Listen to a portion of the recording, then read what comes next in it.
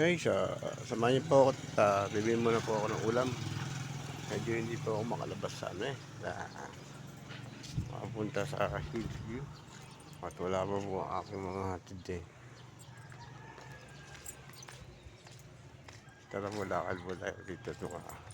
Hindi po tayo ng ulam at bibili po ako ng Chester tsaka kami. Naubusan na po eh.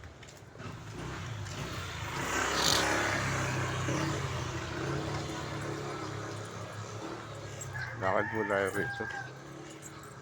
Ayan po. Labas na naman po ito aling araw. Papakita naman po at mamaya pa eh. Napakainit na naman ito. Alas 8 po lang po ng umaga yun. At talig na po yung araw yun po. Grabe po. Ingat na lang po tayo dito.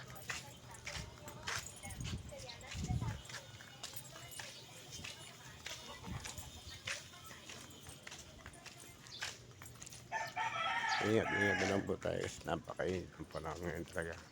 Uso po yung sakit. Noong nakaraang linggo ako yung nagkasakit ng ubod-tipon. So pa rin. Ngayon medyo okay naman na. Kaya kailangan talaga po ng iba yung pag-iingat talaga. Para makaiwas po tayo sa mga sakit na dulot ng tag-araw. Wala rin naman po kayong bibilin eh.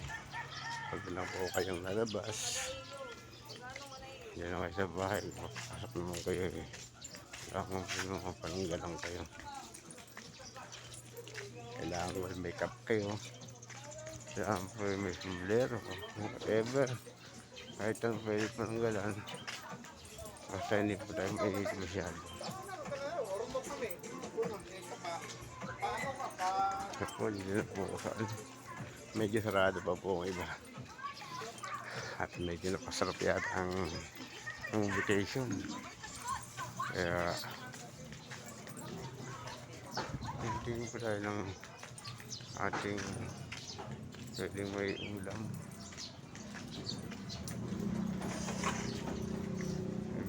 Sarado na naman.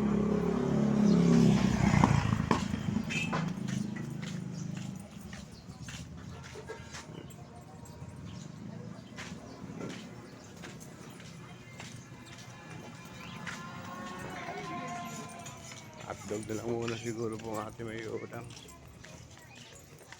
Hotdog egg. Egg lang muna po.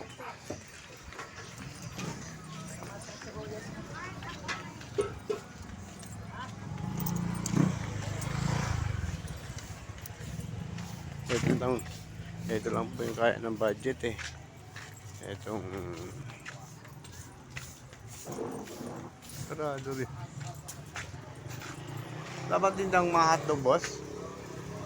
Ano lang, bossing lang yung Magkano bossing? ano, 12. Good. Bilangan mo lang yung boss yan. Apat lang, boss. 12. Bossing apat. Yung king size. Ay, malaki yun, di ba? Oo. Apat lang.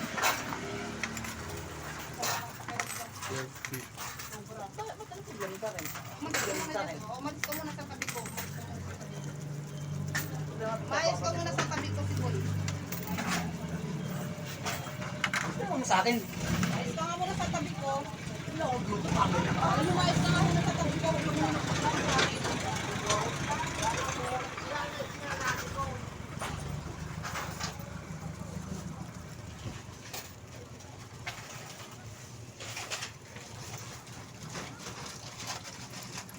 Ilan, pre? Apat, kuya. Bali 48, no? Oo. 30, 48.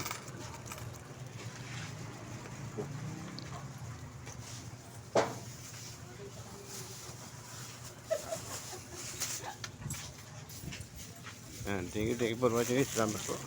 Pabili na po ako ng